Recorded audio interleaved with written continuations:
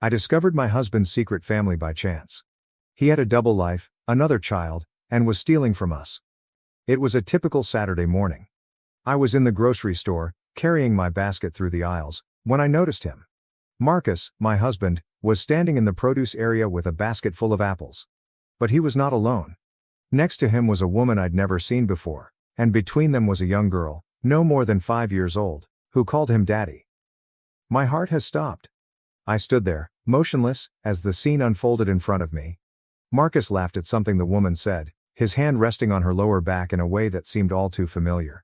The little girl tugged on his sleeve, pleading for a banana, and he beamed down at her as if she were the center of his universe. I felt as if I were witnessing a movie. This couldn't be genuine. But it was. And it crushed all I thought I understood about my marriage. I did not confront him there. I could not. Instead, I turned around and abandoned my cart in the middle of the aisle, dashing out of the store before anyone could see me cry. When I came home, my mind was racing. How long was this going on? Who was the woman? And who was the tiny girl? Marcus returned home a few hours later, acting quite normal. He kissed my cheek and asked about my day, as if nothing had happened. I wanted to yell and demand answers, but couldn't bring myself to do so. Instead, I smiled and said everything was good. But inwardly, I was collapsing. That night, while Marcus was sleeping, I checked his phone. I'd never done anything like this before, but I needed to know the truth. What I discovered was worse than I had imagined. Texts. Photos. Even a calendar with the woman from the business. Her name was Vanessa. And the little girl's name was Lily. According to the messages, she is Marcus' daughter. The next morning, I had a knot in my stomach. Marcus had already left, leaving a note on the kitchen counter indicating he had an early meeting. I knew better now. I checked his shared calendar and discovered that he was going to have breakfast with Vanessa and Lily at a diner across town. My hands shook as I dressed and walked out the door. I arrived at the diner right as they were being seated. I sat in my car, looking out the window while Marcus laughed with Vanessa and assisted Lily in cutting her pancakes. It was like watching the perfect small family. One I was not a part of. I experienced a range of feelings, including rage, betrayal, and a profound aching sadness. How could he accomplish this? To me? To us? I waited until they had left the diner before following them. Marcus dropped Vanessa and Lily off at a little house on the other side of town and drove to work as if everything was okay. I sat outside the house for hours, trying to decide what to do. Finally, I gathered the bravery to knock on the door. Vanessa responded, her look changing from astonishment to suspicion when she noticed me. "Can I help you?" she said, her voice wary. I took a deep breath. "I'm Marcus's wife," I explained, my voice quivering. Vanessa's eyes widened. For a minute, neither of us spoke. Then she stood aside, gesturing for me to enter. The house looked comfortable, with portraits of Vanessa, Lily, and, to my horror, Marcus. There were photos of them at the park, on vacation, and at what appeared to be a birthday party. It was like entering an alternate dimension in which Marcus lived a completely different life. Vanessa offered me a cup of coffee and we sat at the kitchen table. "How long have you known Marcus?" I inquired, my tone barely above a whisper. Vanessa hesitated before sighing. 5 years, she answered. "We met at work." He informed me that he was divorced. I felt as if the ground had been pulled out from beneath me. 5 years. That meant Marcus had been leading a double life for nearly half of our marriage. "What about Lily?" I inquired, my voice breaking. Vanessa gazed down at her hands. "She's his daughter," she replied gently. "He's been a part of her life since the day she was born." I wasn't sure what to say.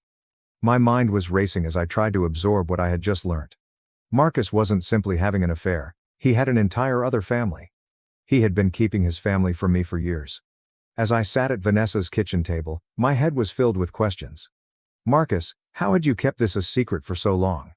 How hadn't I noticed?" But before I could ask any further questions, Vanessa spoke again. "There's something else you should know," she replied, her tone cautious.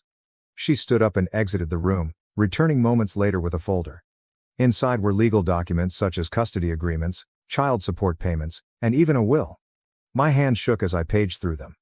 According to the papers, Marcus had been financially supporting Vanessa and Lily for several years. He had even designated Lily as his beneficiary in the event of his death. "He told me you knew," Vanessa said, her voice filled with shame. "He said you two had an arrangement, that you were okay with it as long as he didn't bring it up around you." I felt a flash of rage.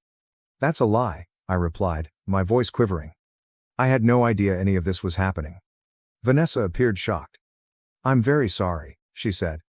I had no idea he was lying to both of us. We sat in silence for a long time, digesting the severity of Marcus' betrayal. Vanessa then said something that stopped me cold. There's something else, she explained. Marcus has been discussing leaving you. He stated that he wants to be with me and Lily full time. I felt like I had been hit in the stomach. Marcus wasn't only hiding a secret family. He intended to leave me for them. I wasn't sure what to do. Part of me wanted to face him, shout and cry for answers. But another part of me understood I had to be clever about this. If Marcus could lie to me for years, what else could he do? I chose to acquire proof. Over the next 3 weeks, I chronicled everything. Texts, images, and bank records. I even hired a private investigator to look further into Marcus's secret life. What I discovered was surprising. Marcus was not only helping Vanessa and Lily, but he was also transferring funds from our joint accounts into a hidden savings account in Vanessa's name. But the biggest surprise occurred when the investigator discovered something I had never imagined. Marcus has another child. A son. I live in a distant state with another woman. It turns out that Vanessa and Lily weren't his only secret family. Armed with all of the information, I decided to confront Marcus. I waited until he returned home from work one evening, his normal cheerful self, ignorant of the impending storm. I seated him down at the kitchen table with the packet of documents in front of him. What's this? He inquired, his tone light but his gaze watchful. Open it, I murmured, my voice firm despite the rage building inside me. He stopped before flipping through the papers. His face turned pale when he understood what he was staring at. Where did you get this? He questioned, his voice raised. I hired a private investigator, I said. And I spoke to Vanessa. Marcus, I know everything. About her. About Lily. Regarding your son in another state, I know you've been stealing money from us. I know everything. Marcus looked at me, his expression a mix of shock and dread. For a little while, he said nothing. Then he began to explain, or, rather, make excuses.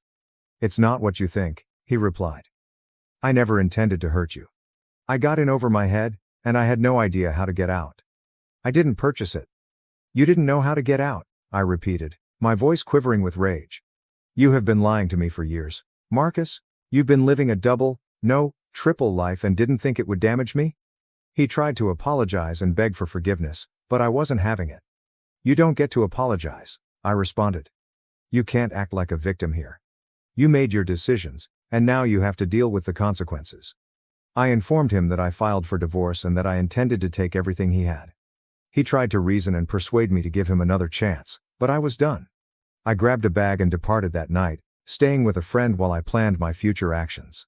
The following few weeks were a blur of legal battles and mental misery. Marcus fought me every step of the way, but the evidence proved overwhelming. In the end, I received the property, the majority of our savings, and complete custody of our children. Marcus was ordered to pay child support and alimony, but I knew it wouldn't be enough to compensate for what he had done.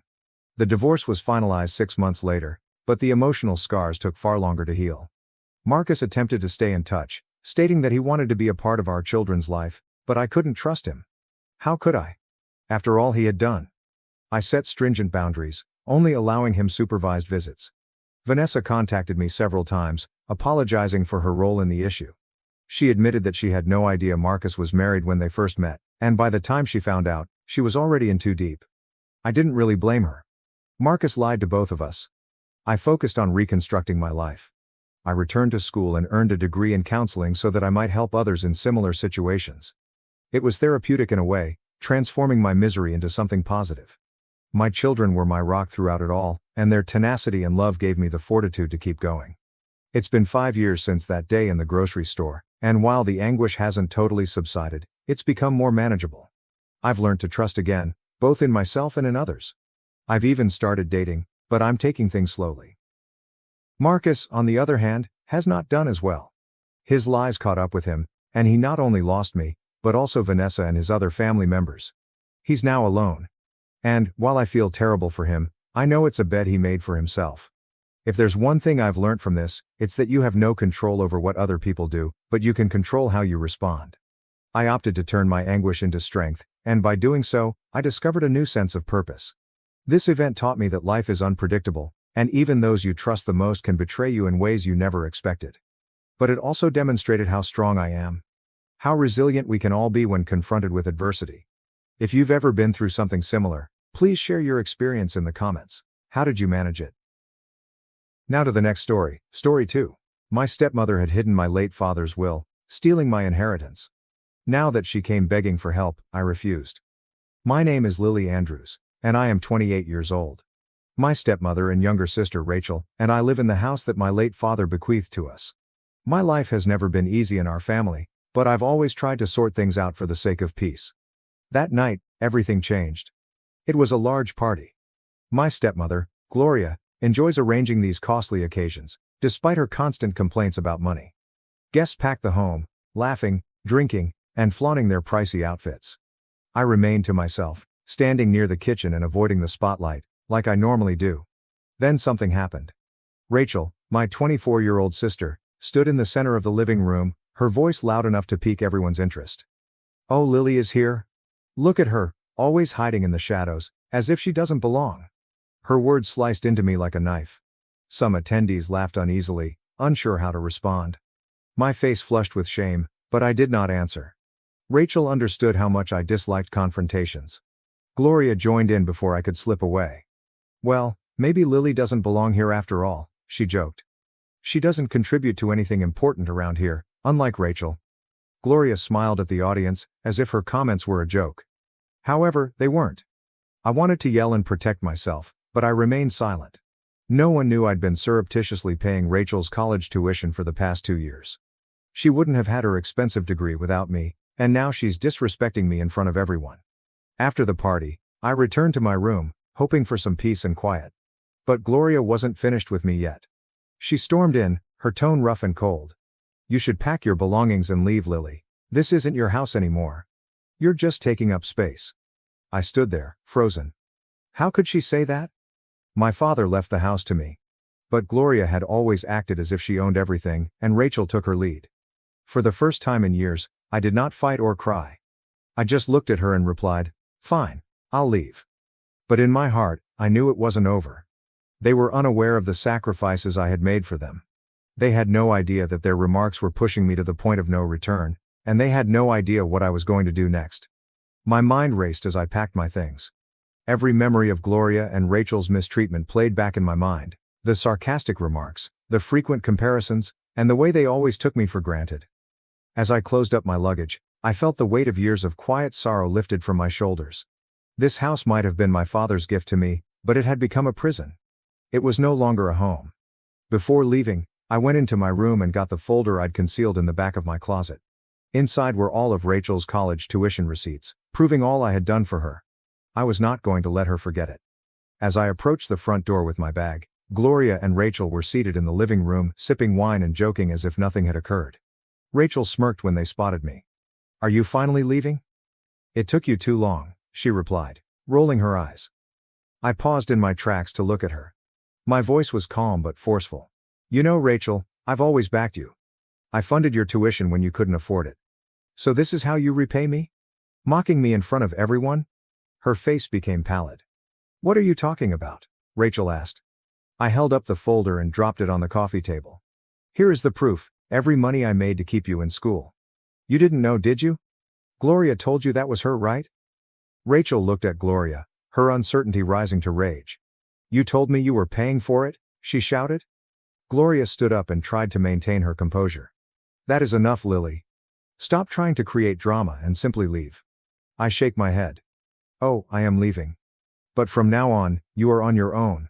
I will not pay another dime for either of you." With that, I walked out the door, leaving them to face the truth. For the first time in years, I felt liberated. The next morning, I moved into a small but comfortable apartment on the opposite side of town. It wasn't a lot, but it was mine. I began focusing on myself for a change, working harder at my career, meeting new people, and caring for my mental health. Meanwhile, things in the old house began to fall apart. Rachel was unable to keep up with her college expenses and had to quit. Gloria attempted to guilt me into assisting them, but I ignored her calls. One day, Rachel texted me. "Lily, I apologize for everything. Could we talk?" I looked at the message for a long time. Part of me wanted to forgive her, But another part of me understood that forgiveness did not imply returning to the way things were. I responded, "We can talk, but I won't let you take advantage of me again." When we eventually met, Rachel burst into tears. She stated that she had been jealous of me for many years. She thought Gloria's approval was all that counted, but she now realizes how toxic Gloria's influence was. "I know I've hurt you, Lily," she admitted, her voice shaking. "I don't expect you to forgive me, but I want to make things right." Rachel began working to repair our friendship. She really apologized and began working to pay her own way through school. For the first time in years, I recognized her as the sister I once cared about. Gloria attempted to persuade Rachel into turning against me again, but Rachel had finally seen her true colors. When Gloria realized she couldn't control us anymore, she fled town, leaving behind the toxic environment she had created. Rachel and I gradually rebuilt our relationship, this time based on respect and honesty. I maintained my distance, focusing on my own ambitions and pleasure, but I knew one thing for certain. I would never allow someone to take advantage of me again. Months passed before things felt normal again. I had settled into my new apartment, concentrating on my profession and creating a life that was not centered on my family's instability. Rachel and I were gradually restoring trust, and I admired her efforts, even if I wasn't ready to fully reintegrate her into my life. Then one evening, when I was preparing dinner, my phone rang. The number was unfamiliar. "Hello?" I responded hesitantly. "Is this Lily Andrews?" a forceful voice said. "Yes." "Who is this?" "This is Margaret Gray with Greenfield Law Offices. I'm calling about your late father's estate." My heart skips a beat. "Estate? I thought everything was settled years ago." Margaret hesitated. "Not everything. A situation involving your father's will has lately come to light. Would you be available to meet tomorrow?" I agreed, but I couldn't shake the impression that this call was about more than paperwork. The next day, I sat in Margaret's office, nervous. She handed me a bundle of documents, her face stern. "Lily, your father left a second will, which was only recently discovered." Margaret's comments caused my heart to pound. "This will override the previous one and includes a significant inheritance, a trust fund intended for you." My thoughts raced. A trust fund? Why didn't this come up before? "It was deliberately hidden," Margaret explained. "We suspect Gloria hid it by claiming ignorance when the estate was first split. She probably didn't want you to use the money." I felt both angry and relieved. My stepmother had stolen from me, but now I had the opportunity to reclaim what was rightfully mine. "Can I access it now?" I asked. "Yes," Margaret replied with a smile. "And I believe you'll find the sum substantial. Your father wanted you to be financially secure." When I saw the numbers, my jaw sank. The trust fund had more than $500,000.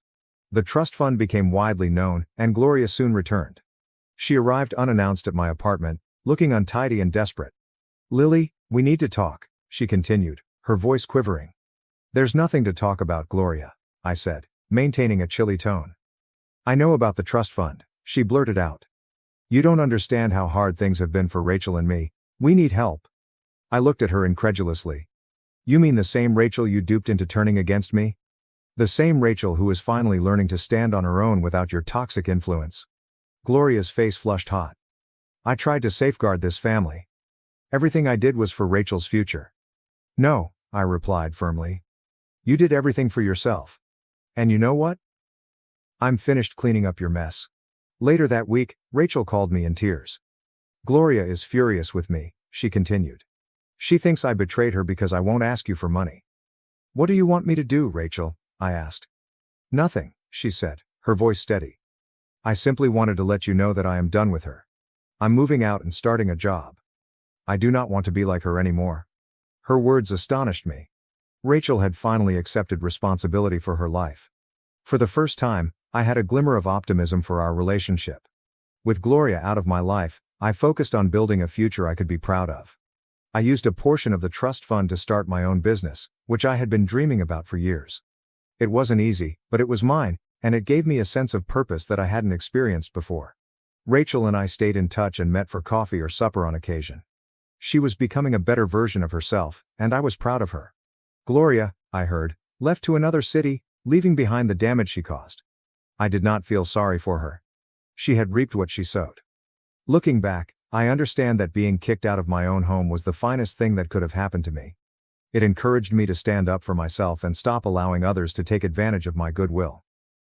Now, I live a life full of peace, purpose, and the assurance that I am finally free of my stepmother's toxic control.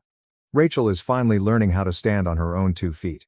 And perhaps, just maybe, we'll be able to reconnect as sisters again. Thank you for watching. If you haven't subscribed yet, please do so and hit the notification bell to stay updated with more shocking real-life stories happening around you.